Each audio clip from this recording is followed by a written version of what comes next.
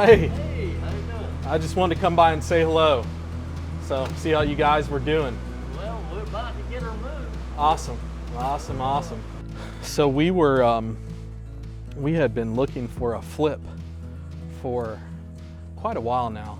Stephanie wants to get back into flipping, and we're only coming across new construction opportunities. And we came across this and we're like, yeah, it might be able to be flipped. But when we came out here, we noticed like, hey, this is like, maybe we could flip this and build on that and have the double whammy going on here.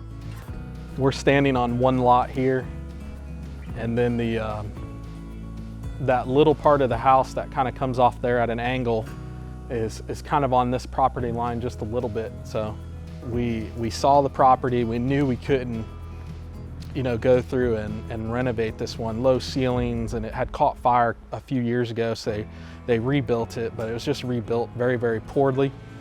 So we were like, man, we're just gonna end up having to take both of them down. So we sent our tree guy out right away, because we're like, like this tree over here, they've measured it once already, it's 60 inches around.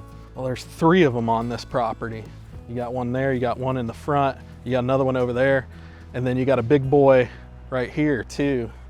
The trees are spaced out perfectly to where we can clean up a little bit of the canopy and build 2 houses without having to get rid of those trees. So,